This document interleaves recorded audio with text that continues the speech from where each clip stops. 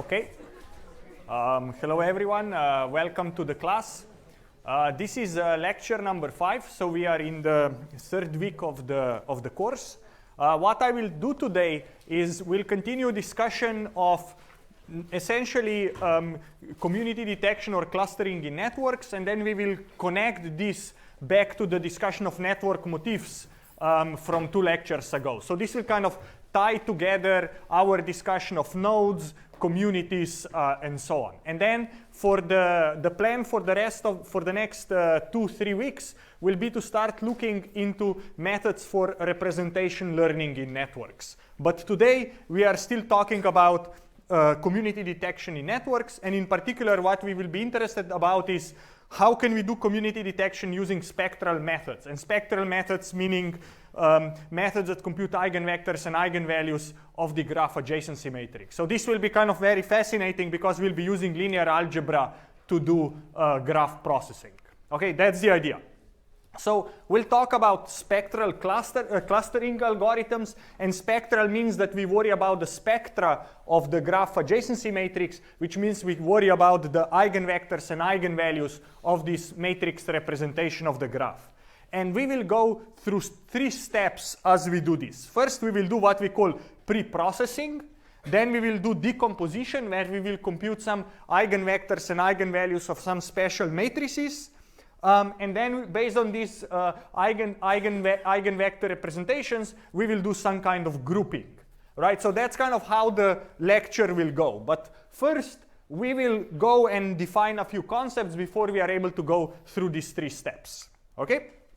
So here is what is our goal. Our goal is that we are given a an undirected graph, can be weighted or unweighted. And we want to divide vertices into 2 groups that are disjoint, so non-overlapping. And the question is, how would I define a good partitioning of a graph? Right? Like last time we talked about the network modularity as a way to measure how well do we partition the graph in the groups. Right? So we will first define a different graph partitioning criteria we'll call conductance, and then we'll talk about how do we identify good partitioning that maximizes that conductance. So if modularity was more thought through from the null models and kind of physics view of the networks, this will be a computer science optimization view of the networks. So here we will actually have approximation guarantees on how well our methods work. Okay? So the goal is, given a graph, we want to find the partitions. We want to kind of cut it into multiple pieces.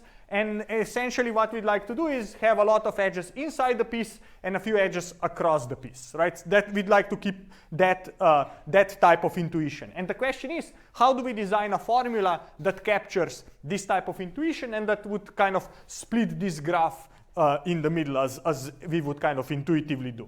So in order to do that, we first need to define a notion of a cut, right?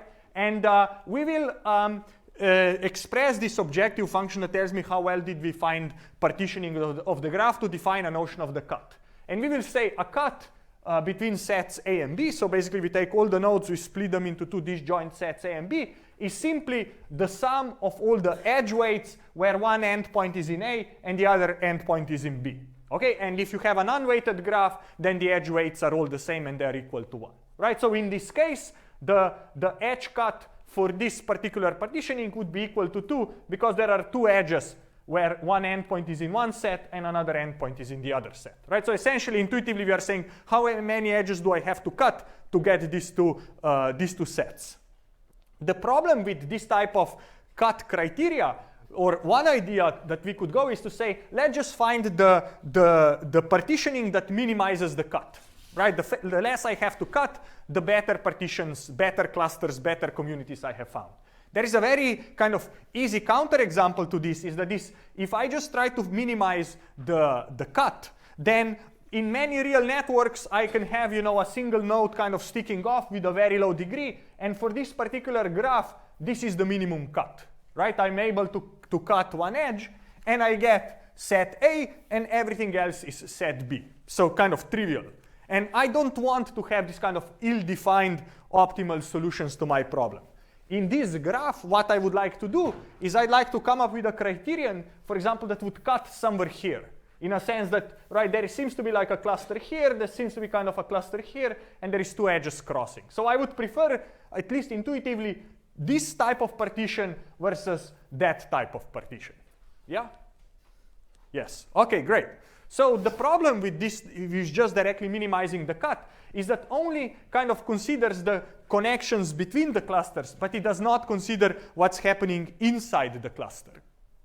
So a criterion that tries to fix this is called conductance. And conductance is defined the following. It says conductance between a pair of groups is their density is kind of the number, is the size of the cut relative to the density of both groups. So you say the conductance of sets A and B is the size of the cut divided by the volume, okay?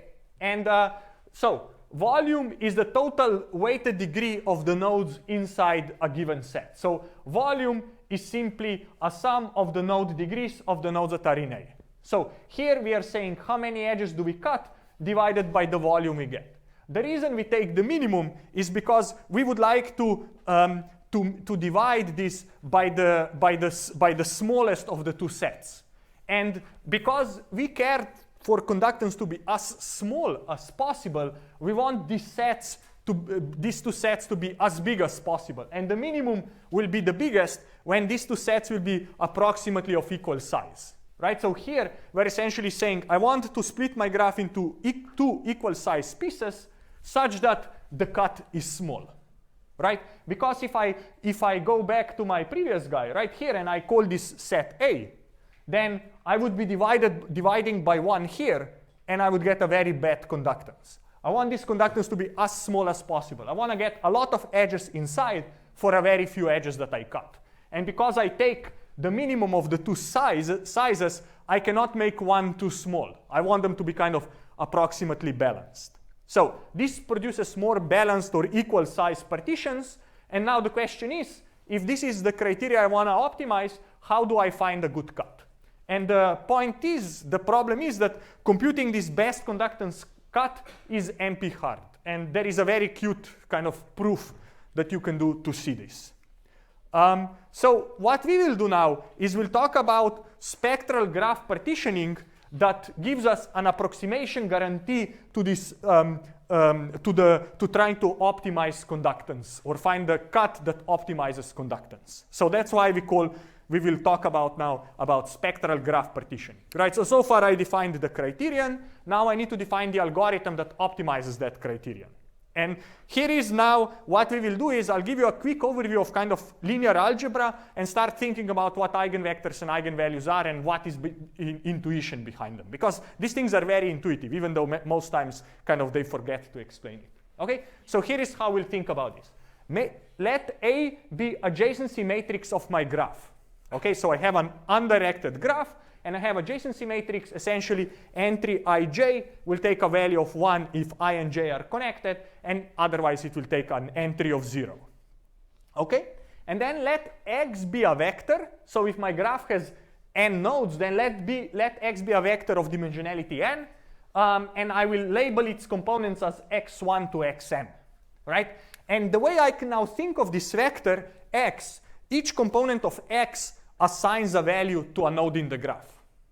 Right? So x1 is the value of node 1, x2 is the value of node 2, and xn is the value of node n. Right? So because x is an n-dimensional vector, there is n nodes in the network, so x assigns values or labels, you can think of it, to the nodes in G. So now I can ask myself, what does it mean if I take this matrix A and I multiply it with my vector x? Right? I can take a matrix and multiply it with a vector. You can do that, right? Matrix A is my adjacency matrix, so it's n by n, and my vector x is also n by of size n. Right? So if I do A times x, what happens? Right? Like, what is the value of y1, for example? Right? The value of y1 is that I kind of I do a dot product between the first row and my vector. And the way you can write this down is essentially you say, my value y1 or yi is a sum over the ith row of the adjacency matrix times the jth component of my vector. And if you look at what this really is, right, this will be 0 wherever if nodes I and j are not connected. So what this really is, it says yi is simply a sum over the neighbors j of node I and their values. Okay? So what does this mean? What did we learn? What we learned is that that entry yi here is simply a sum of the labels xj of neighbors j of node I. Okay? So in other words, if I take the adjacency matrix and multiply it with a vector, then essentially what I'm doing is I ask every node, take the values x of your neighbors and sum them together. And that will be stored here. Right? So a times x, the result of that is simply saying every node, sum the values of your neighbors, that's your new value y. Okay? That's very useful intuition. Okay, so that's great. Now we know what does it mean to do a times x. So now let's kind of keep working on this, right? So what we learned so far, if I take a times x, then the jth coordinate of this vector y of a times x is simply a sum of the values of neighbors of this node j. Now I can do and ask, if I think about what are eigenvectors and eigenvalues of a matrix, right? Eigenvectors and eigenvalues are solutions to this type of equation, right? A is a fixed matrix, x is the eigenvector, and y is the eigenvalue, right? So if you think about what this means that these are these special values of values assigned to nodes, such that when you sum up the values from your neighbors, you get the same value as you had, you just scale it, right? So essentially, you retain your value, it just gets multiplied. And every node in the network just multiplies their value for the same amount of lambda. And lambda is the eigenvalue, and x is the eigenvector, right? So eigenvectors are these miraculous kind of distributions or values across the nodes, such that if every node sums these values across their neighbors, their total sum just is the same as what they had before, just a bit bigger, for whatever is this lambda factor. So everyone gets their value bigger for a lambda factor, right? So what is now spectral graph theory? Spectral graph theory is a branch of applied mathematics that analyzes the spectrum of a matrix representation of the graph. So what is a spectrum? Spectrum is that a given graph, its adjacency matrix A, has a given number of eigenvectors and the corresponding eigenvalues. And the question is, what do these eigenvectors and these eigenvalues, what do they tell us? Generally, the way we will think of them is, we will think for a graph on n nodes, in general, you get n different eigenvectors and different eigenvalues, and we will think of them as ordered, so that lambda 1 is the smallest eigenvalue, and lambda n is the largest one, right? And each eigenvalue has a corresponding eigenvector. And I'll give you some examples to build some intuition, okay? So the way what you should think of right now is what is a times x, which is just you sum the values from your neighbors, and what is lambda x, where lambda is a scalar. This basically means that the value you carry versus the sum of the values from your neighbors, it's essentially the value you carry plus some constant. And this is true for every node. That's what ax is lambda x means, okay? So let's now try to find some eigenvectors and eigenvalues of some graphs to get some intuition. Okay? So what we'll work with is d-regular graphs. What does this mean is that every node in the graph will have degree d, let's say 4. Okay? And now the question is, what are some eigenvector pairs in a d-regular graph? I'm looking for suggestions. So what's an eigenvector pair in a d-regular graph? Yes? All ones as an eigenvector and an eigenvalue of 4. Okay, great. So we have a suggestion which says one eigenvector is that we set all of all ones, and if I have a 4 regular graph, then lambda would be 4. Do we agree with that suggestion? And if not, why not?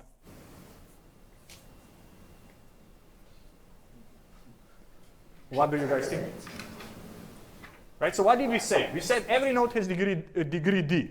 So A times x is simply take the labels of your nodes. Every node has value 1 under Eric's suggestion, so you sum them up, so your value will be 4.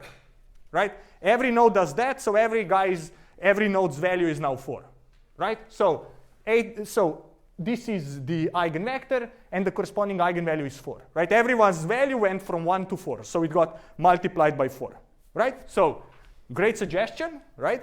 So if this is the vector we try, then A times x is simply d, right? Because every node just sums the values of its neighbors. Every node has a value 1.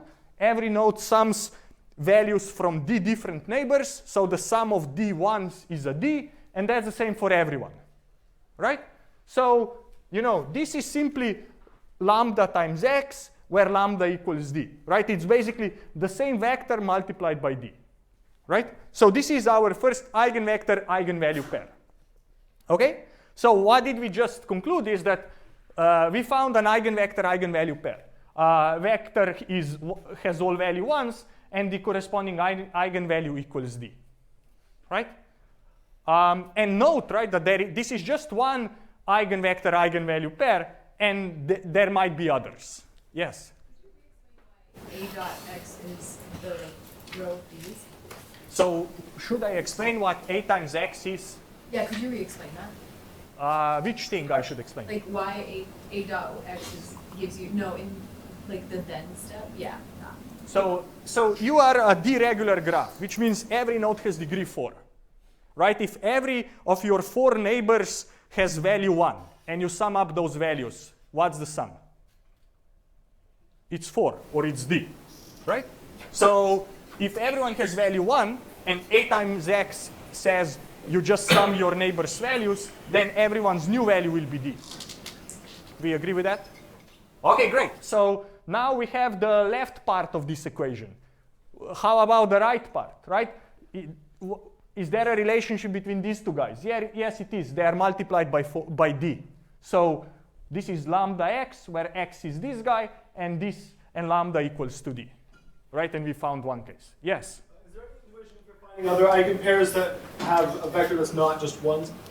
Is there intuition for finding other eigenvectors that are not ones? Yes, stay tuned. Yes, exactly. That's where we are going. Okay, good point. Thank you for the question at the back. Okay, so what did I try to tell you? I tried to give you an example of one eigenvector-eigenvalue pair. It turns out that D is the largest eigenvalue of A, so it means if I have a deregular graph, then this is the largest eigenvalue. All other eigenvalues will be smaller. If you wonder why, you should really...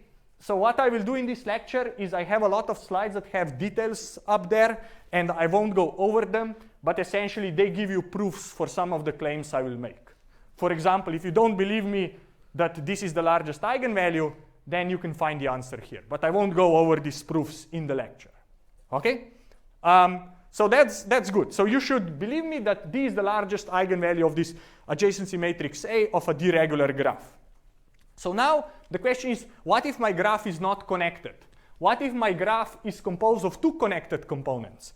Can I come up with eigenvector pairs in this case? Again, this is a deregular graph, so it means every node has the same degree d. So for example, this is a disconnected two regular graph that I have up there, right, of two connected components. So let's figure out how could I come up with some eigenvector-eigenvalue pairs, right? So imagine that I put all the 1s on all the nodes in C and 0s on nodes in B, right? So here is my eigenvector, proposed eigenvector. It has 1s and it has 0s, right?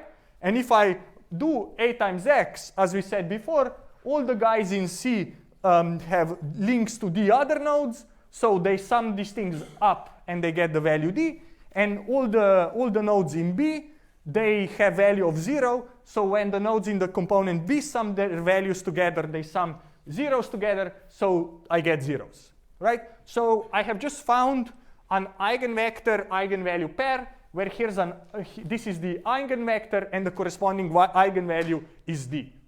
And kind of symmetrically, analogously, I can define a different eigenvector. Right now, I put zeros on the component C, and I put ones on the component B. And again, by the same argument, I found another eigenvector with the same eigenvalue. Right? This eigenvector has eigenvalue D, and this eigenvector has eigenvalue D. So what we found an eigenvalue of multiplicity 2, meaning that there are two eigenvectors that correspond to that eigenvalue. Okay? So why is this important? So now we found, as you were asking, a vector that is not all a vector of ones. And what is interesting, right? If essentially one thing we kind of can learn, or at least intuitively get from this, is that if a graph has multiple connected components, then the multiplicity of the largest eigenvalue, meaning how many different eigenvectors correspond to that largest eigenvalue, will tell me how many connected components are there, right? So for free, we get connected components.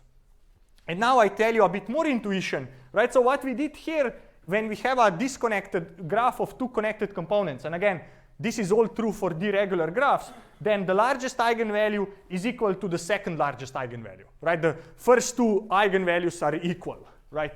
And these are the corresponding eigenvectors, right? So now you can think that if I have a graph that's almost disconnected, has just a few kind of edges across these two components, something similar will happen, right? The largest and the second largest eigenvalue, they will be very close together, right? So what this intuition indicates is that this second largest eigenvalue will tell us a lot what nodes should be in the component B and what nodes should be in the component C.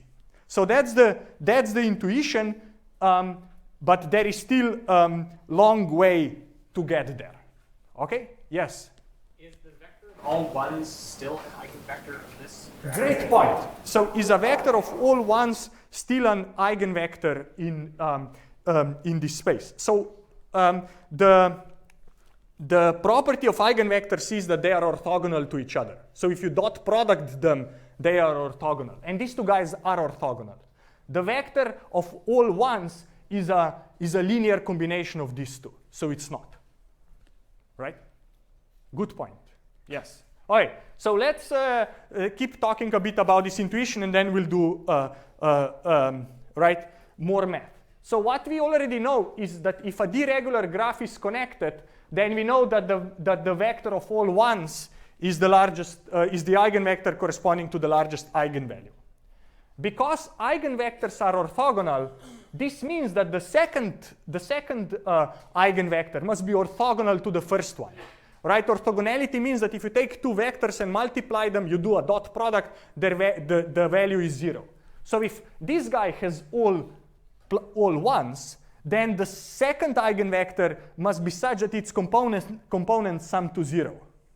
Right? Because this times that have to be 0. So it means that components of this guy has to sum to 0. Okay? So why is that the case?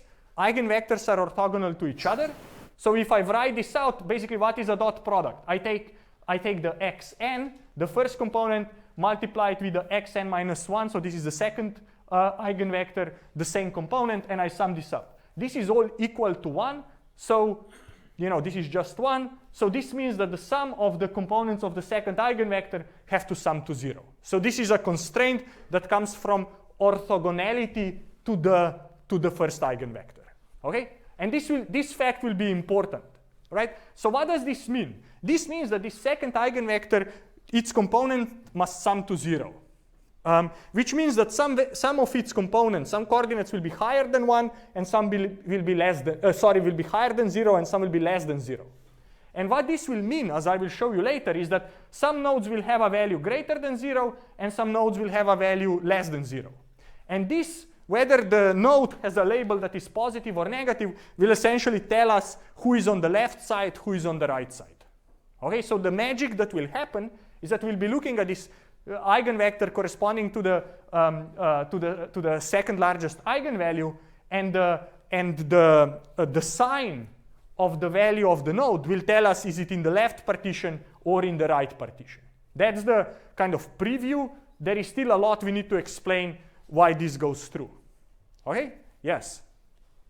Might not be quite relevant yet, but if there's a subset of the graph E, say, and C is connected to E by one edge, and E is connected to B by one edge, and B is connected to C by one edge, this technique no longer works? How do we work with that? So if you have more than two partitions. This technique will still work if you have more than two partitions. But right now, for mathematical analysis, let's assume you have two partitions. I'll show you examples with more, right? But essentially, this is the only clustering method for which you can do math and get some sense of what is happening. The other clustering methods are more or less some kind of heuristics that you get stuck in some local minima. Okay?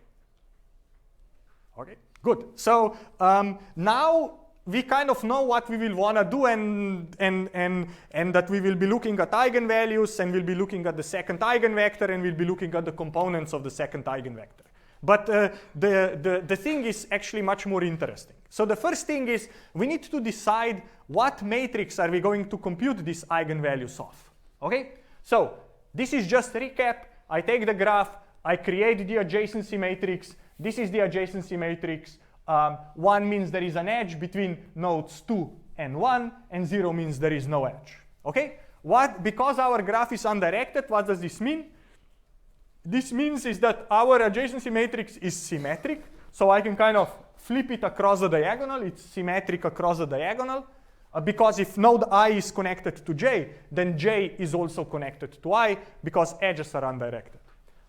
The other important property is that it has n real eigenvalues, and that eigenvectors are also real valued, and by definition eigenvectors are orthogonal. Okay, these are 3 important properties of this type of a matrix. The second thing that we will do is we will define what is called the degree matrix. And the degree matrix is a diagonal matrix that has basically everything are 0 except on the diagonal, and the entry on a diagonal is the degree of that node, right? So node 3 has degree 3, node 4 has degree 3, node 6 has degree 2, right? So 6 is here, it has degree 2. That's called the degree matrix, okay?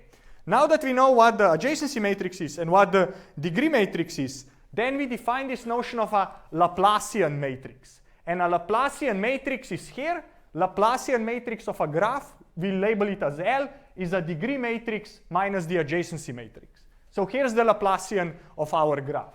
What do you notice? We have the degrees that are positive on the diagonal, and we have -1s wherever there's an edge. Okay? What are important properties of the Laplacian matrix? The first important property is that the trivial eigenvector of 1, 1, 1, 1, so the vector of 1, 1, 1, 1 is an eigenvector that has the corresponding eigenvalue of 0, right? Why is that the case? Because every node is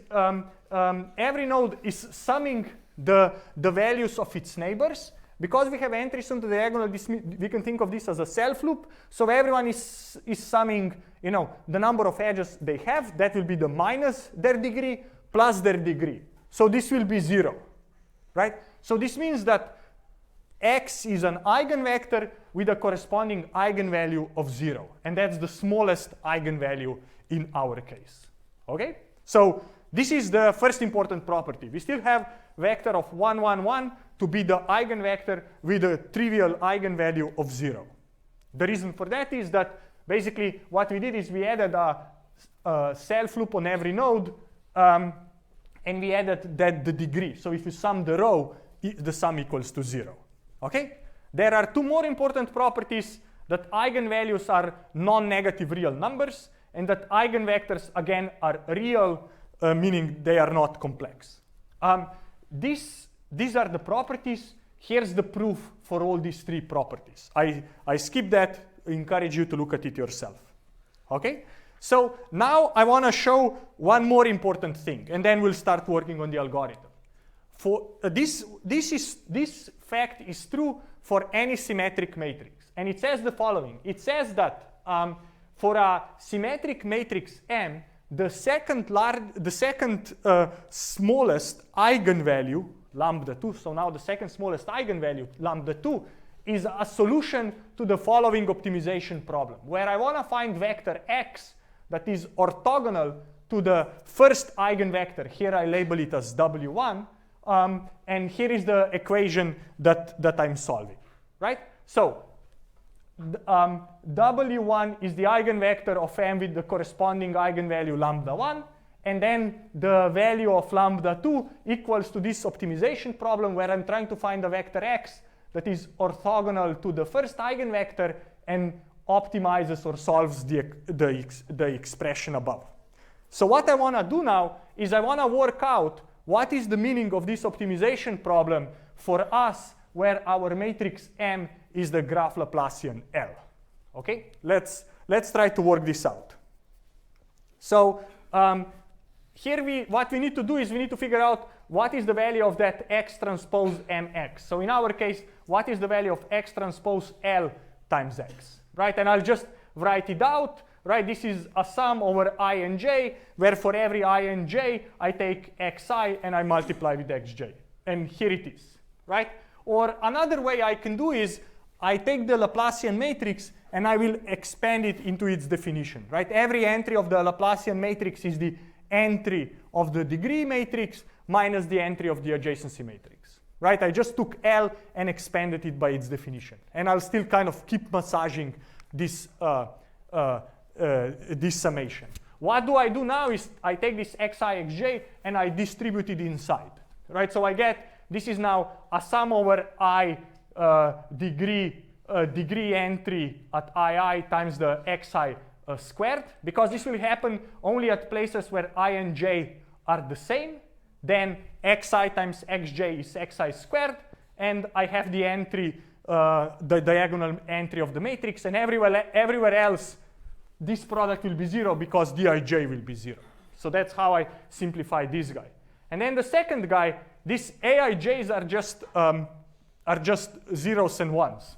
So essentially what this means is rather than going over all the entries of the adjacency matrix, I can simply go over all the edges in the graph, and I multiply xi and xj. Now why do I have a number 2 here is because in this case, every edge is counted twice. There is an ij and ji. So now I only go over ij, so I need to count it twice. Okay?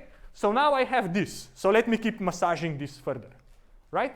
So then what I notice is the following. If I ask, how often do I sum up this this xi squared? I sum it together d times. So the way I can write this out is I can take this and kind of rewrite it in terms of a summation over the edges, where I need to write this as x times xi squared plus xj squared. And then this part is here. So why is this summation equal to this summation? The reason for that is that here I'm basically taking xi squared and I multiply it with d. So if I go over the edges and I put xi squared here, I also get it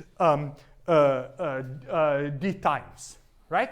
So, but because every edge has 2 endpoints, I have to take both endpoints, right? So that's, I have xi and xj endpoint of that edge ij, right? So this part is this part, that part is that part. So what do I do? Now I think in primary school, where they taught me how to work with polynomials, I can rewrite this thing as xi minus xj squared, right? You should kind of notice that. But why is this cool now? Because now I've been able to take this thing and rewrite it simply as a sum over the edges, where I take the value of node I minus the value of node j and I square it. Okay? So that's what we learned, and this is important, and we'll talk more about this guy. Okay? So I'll have this guy to show it to you.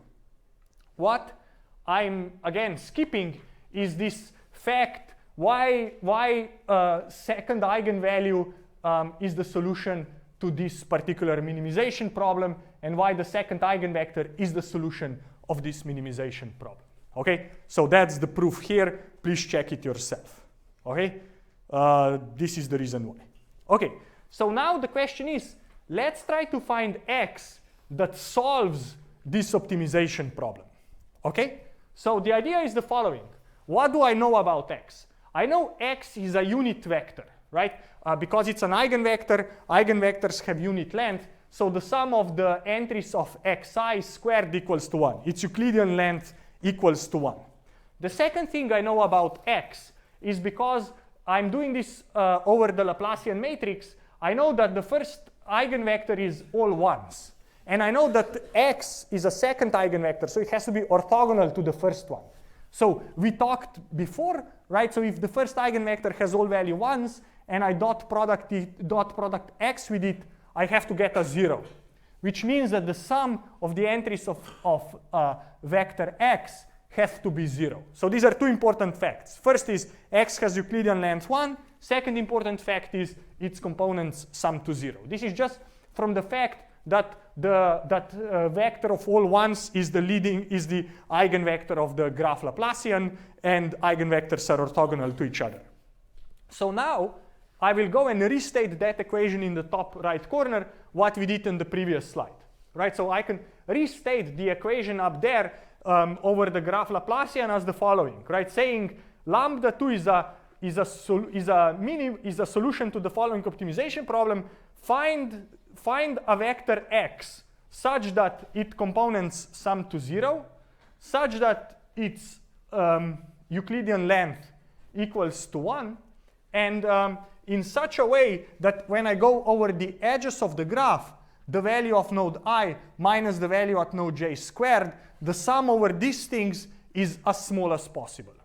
And the value of the sum equals the value of the second smallest eigenvalue. And the vector that gives me these solutions, this vector is the eigenvector corresponding to the second smallest eigenvalue.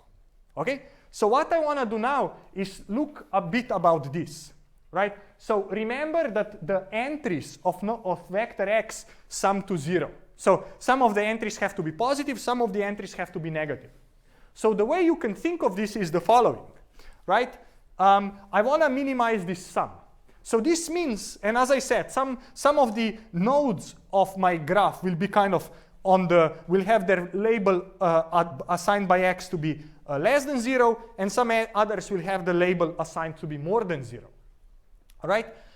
If nodes are connected that are on the same side, then here in the difference, this will cancel out, and the square of that will be small, right? And this, in some sense, error or distance will be big when I take a node on the left side of 0 and I take the node on the right side of 0, right? So this essentially, you can think of this is the distance between the node labels in this case, right?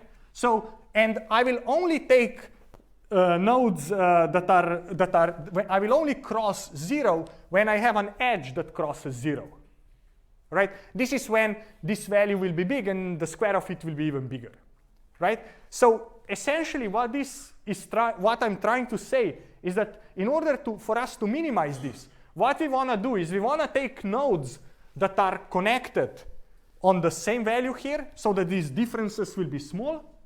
But we have to do it such that we put about half of the nodes here and the other half of the nodes here, because the sum over the coordinates has to be 0, right? And then the only time when this error or this term will be big, when an edge goes across 0, right? So by solving this minimization problem, we are essentially putting about half of the nodes to the left of 0, half of the nodes to the right of 0, such that the number of edges that crosses is as small as possible. Okay? Do people see that? Yes, awesome. How about this side? Sleepy, but yeah. Do you guys agree with what I say? Yeah? So what you should see, and let me know if you don't, is that this optimization sum, what this is doing is essentially saying, I will assign a value to every node. I have to assign values to the nodes such that the sum of all values is 0, and I'm doing this. I'm computing these differences across all the edges. So this thing will be large when I have an edge that between nodes that are on the that have labels on the different side of 0. This will be large. If the nodes are on the same side of 0, this difference will be small. So our goal is to, in some sense, assign values to nodes such that the fewest number of edges crosses the 0 line. That's what this optimization problem is doing. Okay? So that's great. So now we kind of know that this is something very magical. And here is the explanation why this lambda 2 is the magical eigenvalue. And that the eigenvector that corresponds to the lambda 2 is the magical eigenvector, because it kind of puts nodes to the left and to the right of 0. And here is the reason why it does that. Okay? So now let's go back before we were all born, when there was this guy from Czech Republic, Fiedler, who came up with the following idea. He said, let's express the partition of the graph into two sets A and B with a simple binary vector, well, where we'll have the +1 value if at coordinate I if I belongs to A, and -1 if if that node belongs to B, right? And if I enforce that A and B are of the same size, then the sum of the components should equal to 0, right? There will be a same number of +1s and -1s in this vector, so sum of the components will be equal to 0, right? Which is equivalent to saying that this means that this vector y is orthogonal to the trivial eigenvector of 1, 1, 1, 1. Then he said we can minimize the cut of the graph partitioning by finding the vector y that minimizes the following expression, right? He's like, let's find the vector y where every coordinate of the vector can only take a +1 or -1, such that when I take these labels, sum them over the edges, the sum of the squared differences is as small as possible. Notice that this is exactly the problem we were trying to solve. The only difference was that here Fiedler said this can only take value +1, -1, and our vectors have general real values. But what this is essentially saying, it's saying put half of the nodes at coordinate -1, put the other half of the nodes at coordinate +1, so all the edges that are between these nodes will cancel out, we'll have 0 here. All the edges between the nodes that are here, again, will cancel out and will be 0. And the only time you will pay a penalty is whenever the edge crosses, right? And this will be, so you will get a penalty of 4 for every edge that crosses. So the value of this expression will exactly count the number of edges that cross the two partitions. That here I assumed or enforced that they are of equal size. Yes? Partition is balanced here. Sorry? How we are enforcing that the partitions are balanced? How are we enforcing? I should write as a condition here. Were we enforcing that in our previous example? You mentioned half on either side, but I don't remember if we were enforcing that or not. In the previous example, we were not enforcing it. All right? But again, what you should notice from here is this similar type of optimization problem. Okay? So now here is what is, so there is a Fiedler, and people will call it a Fiedler vector, and it's a very kind of classical term in spectral graph theory. Then another classical result from the spectral graph theory, it's called the Rayleigh theorem. And what this Rayleigh theorem says is that if you compute the expression we talked about before, then you enforce that the values of this vector y sum to 0, and that the vector y has Euclidean length 1, then that the solution to this optimization problem is lambda is the value of the second smallest eigenvalue. So this means that the minimum value of this f of y is given by the second smallest eigenvalue of the graph Laplacian matrix L. So this says that the solution to the following optimization problem, where now we allowed y to take real values, but its components have to sum to 1, and the squares of its components have to components sum to 0 and the squares sum to 1, then lambda 2 is the solution to this optimization problem. And then, or is the value of the optimization problem. And then the x, the eigenvector corresponding to the second smallest eigenvector, is the other part of the solution to this problem. And this eigenvector x that corresponds to the second smallest eigenvalue is called the Fiedler vector. So if somebody says Fiedler vector, this is what they mean.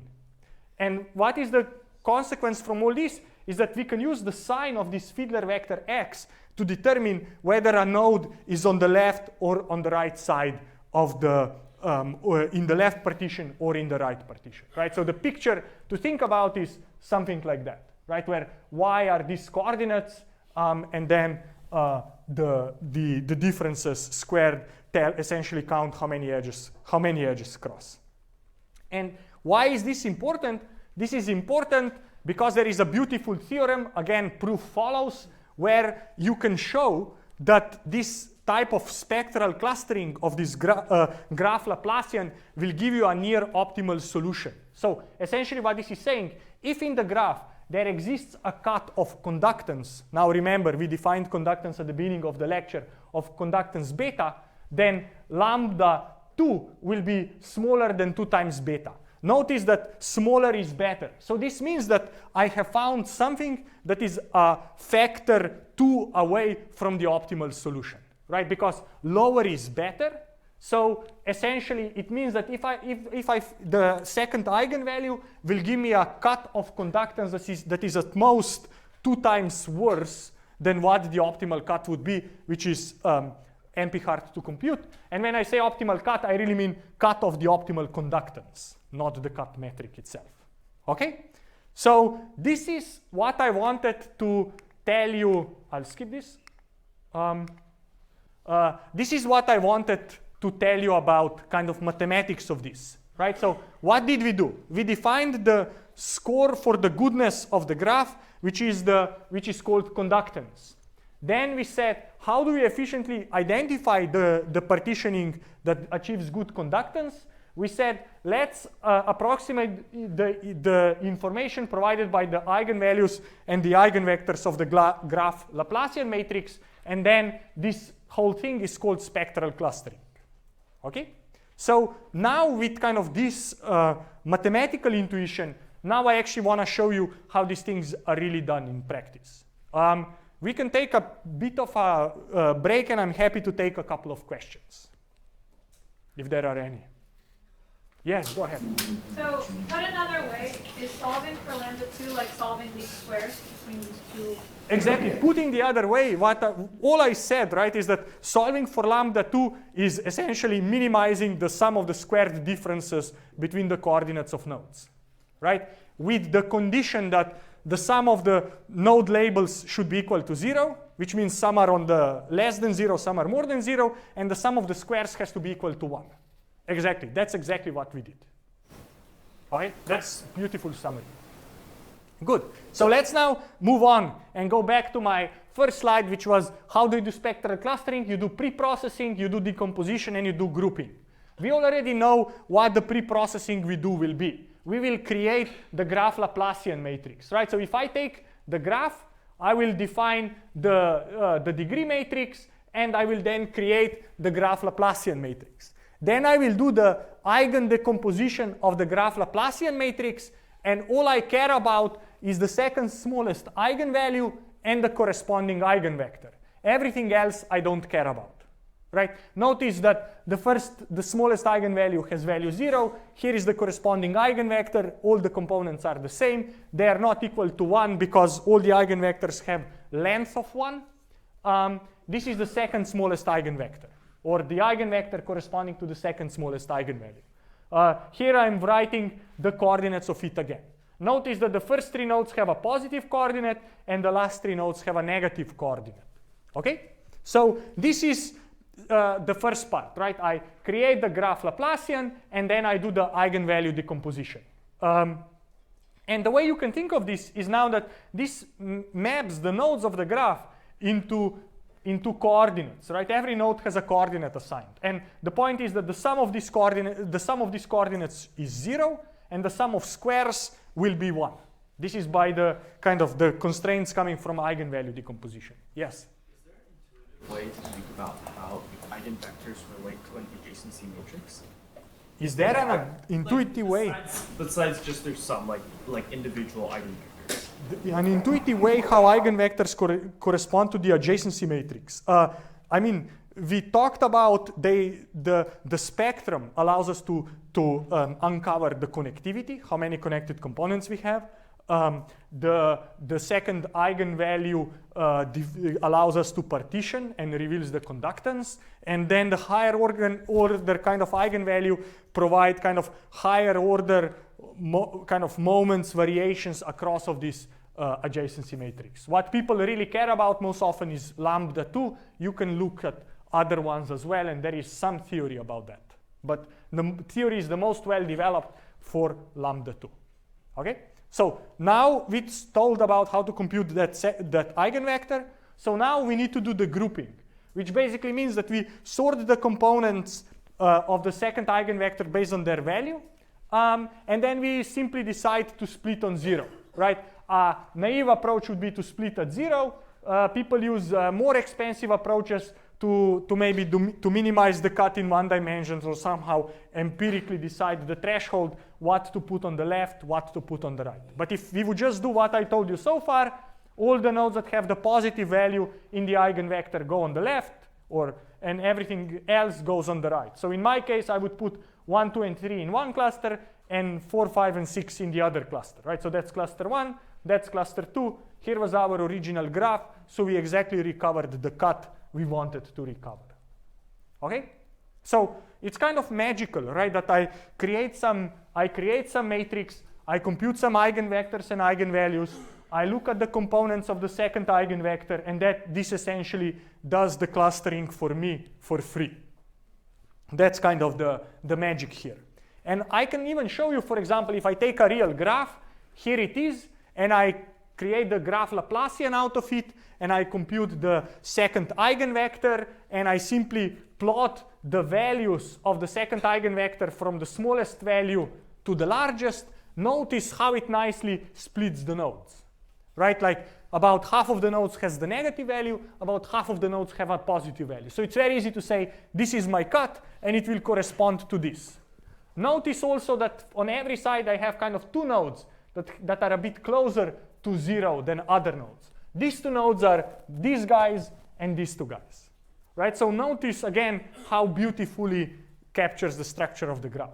And then somebody was asking me, what if I have 4 clusters? Here is an example of a graph, and its corresponding second eigenvector, right? So here I have kind of 4 clusters, and notice how I get these 4 stairs. Yes?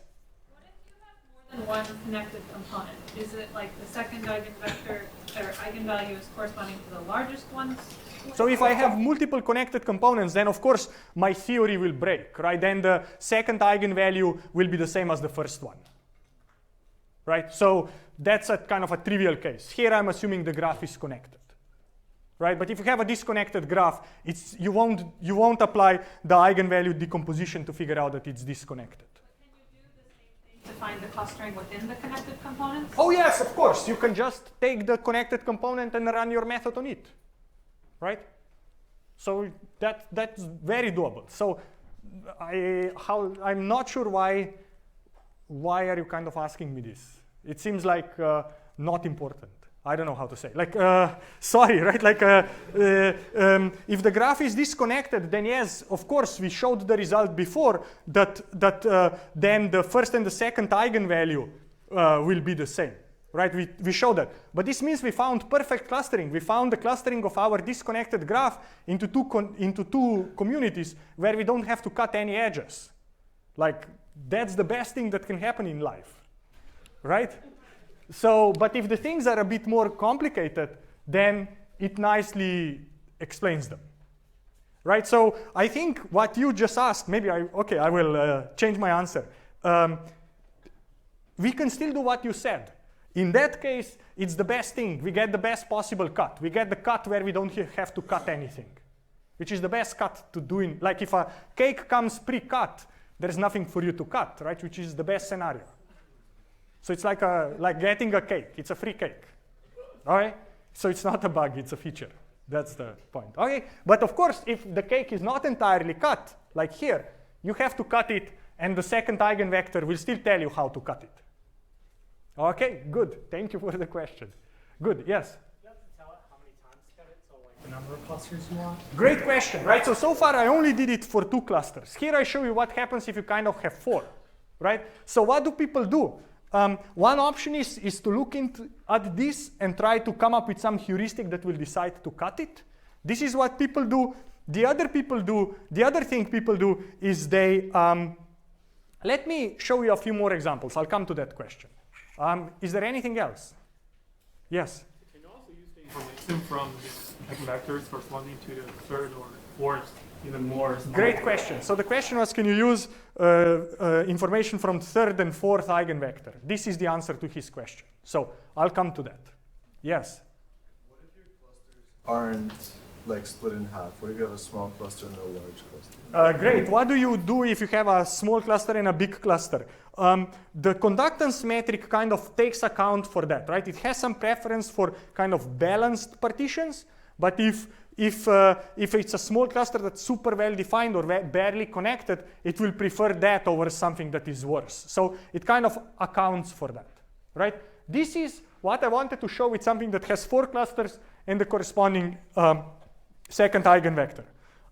Here is this was the question. This is now x3. I showed you, this is the graph we had before. This is x2, so the eigenvector corresponding to the second smallest eigenvalue.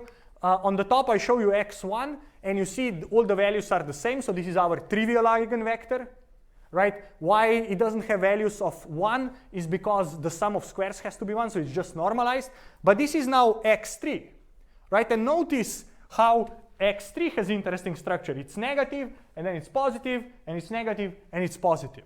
And this corresponds exactly to negative, positive, negative, positive, right? So this now says that you can use this information together with that one to identify the partitions. So going back to the questions you guys asked, what do people do to identify partitions? One is that they do this recursive bipartitioning. They find x2 cut in half. Right? So the idea would be that here, first is cut this in half, and then take each of these to pieces, and essentially then this thing will be magnified by x2, and that thing will be magnified by x2. So you can kind of recursively apply it and cut it in half and keep going down. That's one strategy. The other strategy is that you cluster based on multiple eigenvectors, right? That you take x2, you take x3, you take x4. So now every node is described by multiple values, and you essentially run k-means on this embedding of nodes in this k-dimensional space, where k is the number of eigenvectors you take. You skip the first one because all the nodes have the same value, but then you take 2, 3, 4, and so on, right? And people do that, and it works well in practice, and it's it's used, and it's kind of a newer method. And this is what people prefer rather than doing this kind of hierarchical partitioning, but essentially all the math has been done for this case, right? Because splitting in 2 is as hard in splitting in more. Okay? Yes, sorry, go ahead. K clusters use k minus 1 eigenvectors, excluding the first one. No, that's not necessarily. So the question is, what do you set the value of k to be? K is not the number of clusters. K, you pick a couple, right? So here, for example, just x2 and x3 already distinguish 4 clusters. So the thing is, you take the first couple, I don't know, 5, 10 maybe, even if you want to identify hundreds of clusters. You don't need to go so deep to now need to compute the first 100 eigenvectors, eigenvalues, because they get very unstable later on numerically. So you compute the first few. Yes? Great, but the question is, how do you choose the number of clusters? There are ways to do that. There is many different ways. I will show you one way how to do that. Actually, the number of eigenvectors. I will also show you how to choose the number of eigenvectors. Give me 2 slides. All right? Good. Anything else? All right. So why do you want to use multiple eigenvectors, right? Why go after this Shi and Malik proposed solution? That was actually come from computer vision to do object segmentation, and they represented it as a graph and did these things, right? So it approximates the optimal cut in terms of this k-way normalized cut or a k-way conductance-based cut. It emphasizes this notion of cohesive clusters, the way we talked about conductance, where we are trying to maximize the conductance.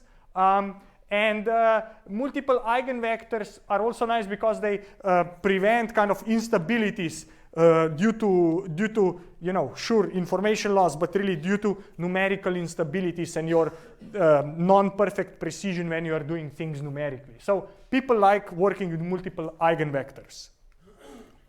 Now, how do you decide how many to take? One rule of thumb is that most stable clustering is generally given by the value of k that maximizes the eigengap. And the eigengap is the distance between the k and the k minus first eigenvalue. And usually you can plot them the following way and then decide where you want to cut. Right, so the way these things will look like, if you have a lot of clusters, then the eigenvalues will be high and then they will drop. And whenever they drop, this is how many you want to take.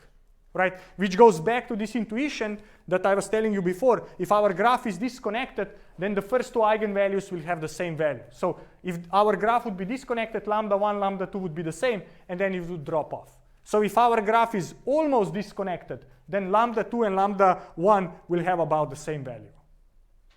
Okay? So now, depending on that, I want to take as many until this kind of drop happens. So in our case, I would choose k equals to 2, so I would take the second eigenvalue, and I wouldn't go further down. Okay? Good. Yes? When we had the constant d graph, the maximum eigenvalue was d.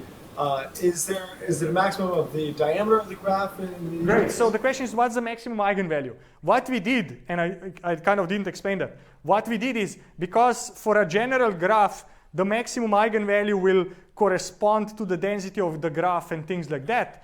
What we did is we created the graph Laplacian that kind of flipped the spectrum around, right? So the largest eigenvalue d mapped to the trivial eigenvalue of 0. So that happened somewhere in there that I did not explain too well. But right, what happened is, rather than worrying about the biggest guy, we transformed the adjacency matrix to take the biggest guy and mapped it to the eigenvalue of 0 for the same eigenvector. Right? Before we had the eigenvector of 1s had the eigenvalue d. Now the eigenvector of 1s in the Laplacian has the eigenvalue 0. And all we care about is that second smallest guy. So I don't need to say what happens on the other end. Right? We don't know. All right, good. So let me now tell you about a super exciting extension of the spectral clustering method that we actually, that one of my PhD students developed, I think 2 years ago, and he's now teaching at Cornell. But here is the idea. The idea is, we talked about this spectral cluster, like about network motifs as these building blocks. And here are the 13, directed motifs that you can look at. And the question is, could you come up and cluster the network based on the motifs? Right? So what I want to do is I want to detect communities based on network motifs. So let me explain what the idea is. The idea is, if you take the network and you take a motif, then I would like to somehow identify clusters in the network where this motif occurs a lot. Right? So for example, if this is the motif of interest and that's the input network, then here I try to illustrate the instances of that motif, right? It's like 2 edges out and a bidirectional edge. 2 edges out, bidirectional edge. So the cluster I would like to identify would be this cluster, okay? Because I have instances of my motif. But for example, if I, right, so show it again. For this motif, this would be the clusters for a different motif. Now I have 2 bidirectional edges and a unidirectional edge. The clusters I would want to identify would be these clusters, right? Because I have bidirectional edges and a unidirectional edge, right? So the point is that different motifs will reveal different clustering structure. So the question is, can I cluster my network based on the motifs? And what is super cool is that this 40-year-old mass theory that I was telling you about generalizes to this type of a case, right? So what's the idea? The idea is that what we did so far, we defined what is the notion of number of edges cut, we defined the notion of the volume, and then we set conductance is number of edges cut divided by volume. Okay? So now let's see what if we want to extend these definitions to the notions of motifs, right? If I care about finding the cluster of motifs, then the question is, do I cut the motif or not? So cut of the motif will simply be the number of motifs endpoints that get cut, right? So this is cutting the motif.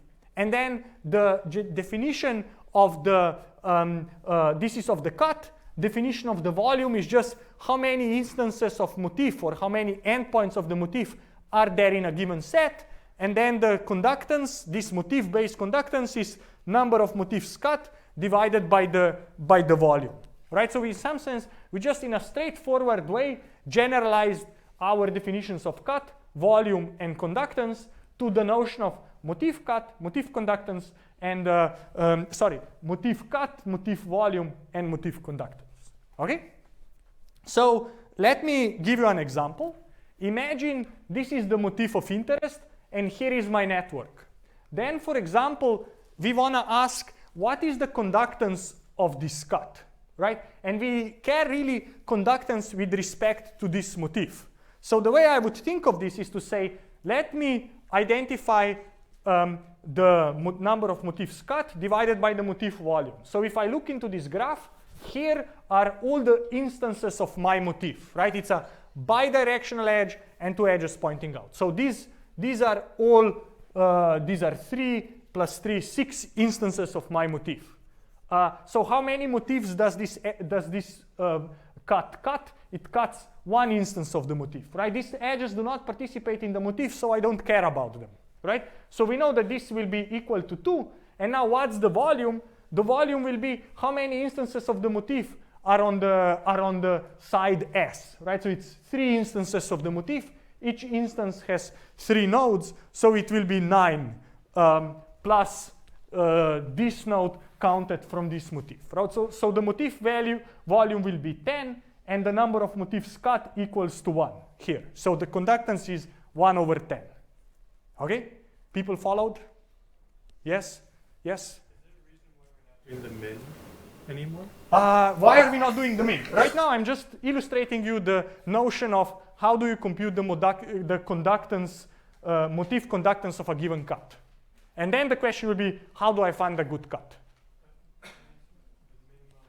Of the volume, of the 2 volumes on opposite sides of the cut. Great. Why am I? I'm just lazy.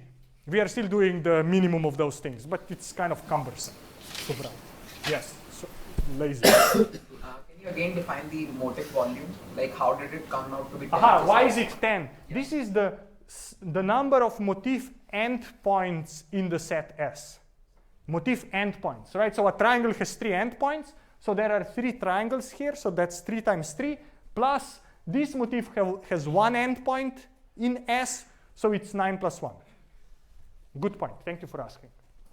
Okay. So now what I want to, now I showed you if somebody gives me the cut, how do I compute the quality? Now the question is, how do I find automatically good cuts? How do I find clusters of motifs?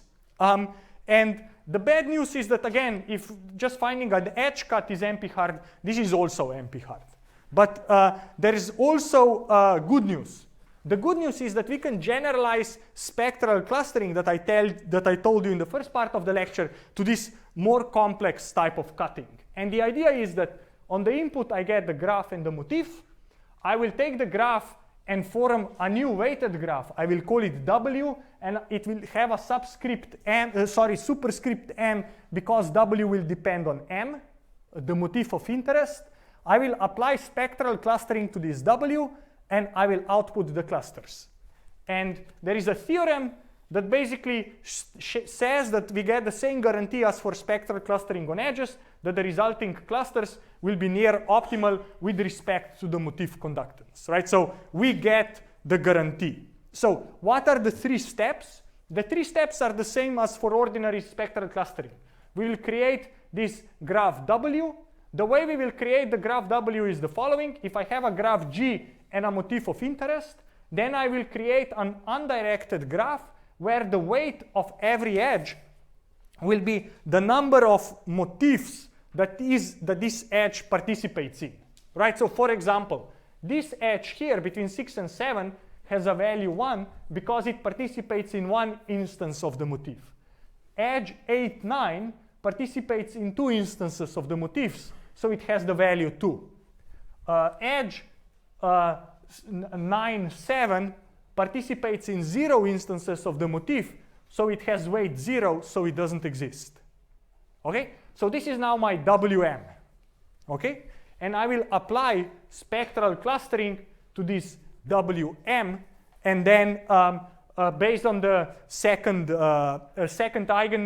eigenvector of this WM, I will determine the clusters. So let me now show you how this will work.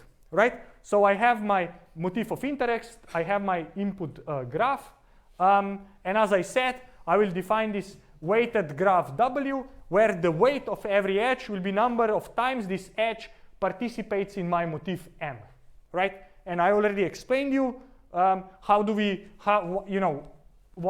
this edge has value 2, why some other edge has value 1, and so on, right? So this is the pre-processing.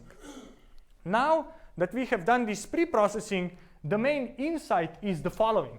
If we apply normal spectral clustering to this undirected weighted graph W, then the clusters it will produce will have optimal motif conductance. So essentially, by clustering this graph, we get clusters that optimize motif conductance. Even though the clustering method will optimize edge cut on this, so the conductance, like the normal edge conductance on this thing, the clusters will get out will be optimal with respect to this metric as well.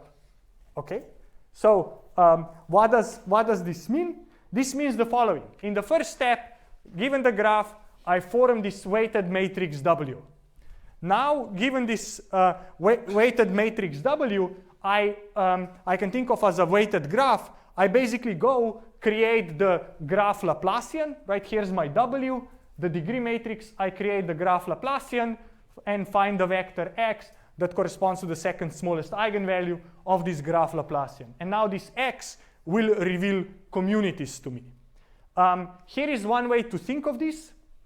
The way you can plot things now is to say, let me sort the nodes in X according to the value in the eigenvector, right? So these are x1, x2, x3, x4, x5, and so on. And these nodes are sorted so that this is the smallest value of x1, the smallest value in the vector x, and this is the largest value in the vector s. And then what this is trying to show is what is the motif conductance if I only take the first node and say this is the cut, this is the rest of the network, and this is the left-hand side of the network. Or if I take the first two, or if I take the first three, the first 4, 5, and so on. What you notice if I plot this which is called sweep procedure, the value of conductance is minimized here. And if I look at what are the first nodes with that have the smallest, the 5 smallest values in the second eigenvector x, this is the subgraph of the 5 nodes that have the smallest value. If I go back, right, this was the graph, and the first 5 nodes are these nodes up here. So essentially, the point is that we are able to identify these clusters, right? So what are we doing here? Rather than splitting on 0, we are doing this sweep procedure, where we sort the nodes based on their values in in X, and then we are repeatedly taking the first R elements of X and ask what is conductance. If we take the largest element, the 2 largest, the 3 largest, 4 largest, 5 largest, and we create this thing, and wherever it reaches the global minima, that's the best partitioning of the 2 clusters according to the second eigenvector x. Okay, so this is what I tried to explain, and this is a bit different than what we were doing before. Yes, go ahead. So this function of this conductance looks like it's convex. Is it always the case? So it looks like it's convex. Usually it's not convex. So you need some heuristic to decide what to take, where to stop. So usually it's not convex. It just says if you sort the nodes by the value in the second eigenvector and you take the first R nodes, what's the conductance of the first R versus the rest? Yes? You mentioned that this produces an optimal motif clustering. Do we have any guarantee on the global optima? Like Great. So do we have a guarantee? We essentially have a very similar guarantee than what we had for spectral clustering. The only difference is that we had number 2 here before. Now we have a 4, and we had just the value here. Now we have a square root. So essentially, we pay a quadratic price, right? Before we had factor 2. Now we have a quadratic approximation. So there is some price, but theory still goes through. Okay, and the details are in the paper. Okay, so let me summarize. So how do we do this more advanced way of clustering? Essentially, we take the graph, we pre-process it to create this undirected weighted graph. We apply spectral clustering on this, and this will give us near optimal higher order or motif-based clusters. So I want to show you, I have 3 minutes, I want to show you one example how this works. So what we will be looking at is what are called food webs. Food webs are networks where nodes are species animals, and edges are carbon exchange. And carbon exchange is fancy word to say who's eating whom or who's preying on whom, right? If I would give you my carbon, that would mean you'd eat my flesh, essentially, right? But that's the point, right? It's about who's preying on whom. How is essentially the energy transferred in the ecosystem? That's what these networks try to capture. And essentially, they have this prey type relationships, right? And the question is, can this tell us how these ecosystems are organized? And in particular, we will be looking at the ecosystem from the Florida Bay, which is a marine ecosystem. You have kind of animals at all depths, and you know which animal is a food source for what other animal, right? So for example, what is the picture? What would be what is the explanation of this motif? This would mean that this particular animal is a food source for the other 2 animals, where the top one is also a source for the bottom one. For example, this would mean that the bottom 2 animals have the common food source and they prey on each other. Or here is 2 animals have a common food source, so they both prey on this one, but they don't prey on each other. So there is a biological explanation for each one of them. So what we can do is we can say, can I take my network, try to partition it based on each of the motifs and see using what motif do I get good clusters. So the way you can do this is the following. This is now different motifs. For every motif, I get this curve as I showed you before, right? And notice that these curves are non-convex, as there was a question before. But what do you notice, right? This is conductance, so lower is better. You see, for example, that for motifs M8 and M5, this curve very slowly goes down and it doesn't really reach anything low. You see that for this motif M6, it reaches minimum very quickly. It very quickly decays to a good value. So this means that M6 has some biological significance and kind of reveals the clustering structure of this network, right? So the first thing we learn is that the network is organized based on this motif M6, but it's not organized on M5 or M8 because we don't see any good cuts in this profile plot that I showed you before. So that's the first important thing we notice. The second important thing we notice is that this is a very interesting motif. And what this is saying is that basically the way this network seems to be organized is that you have this type of structure where you have animals who have a common food source, but then they also prey on each other. And this kind of indicates this type of layer structure where you can think that you have animals here who prey on each other and they all prey on the things above them, right? And if you look into this, if you actually plot the network and look what is happening and what are the clusters you identify, you exactly identify the clusters that correspond to what biologists say aquatic layers, right? Where you have some little fishes, you have micronutrients, you have some microvertebrates, and so on, right? So the idea is that basically what we are able to find is we are able to find this kind of layers in the ecosystem. And if you look at these clusters, here they are not so clear, but if I look at them individually, here is how they look like. And notice how these are just instances of this motif, right? So for example, needlefish and some other fishes are preying on each other, and they have all these other common food sources. Here they are, right? Both of them prey on them. Or here's another cluster where the way this works is that you have bidirectional edges are now here between free bacteria and all these other plankton type species, and free bacteria either feeds on the input to the ecosystem or feeds on the carbon that is in the water, right? Again, notice that these are just instances of this particular motif where bidirectional edges are here. So really, the clusters have this type of structure. And we were able to discover both the motif as well as the structure of these clusters, and notice how essentially these clusters are composed of many instances of this motif. So I had one more example. I won't cover this. I will finish here. Thank you very much. If anyone has any questions, please come talk to me. Thank you.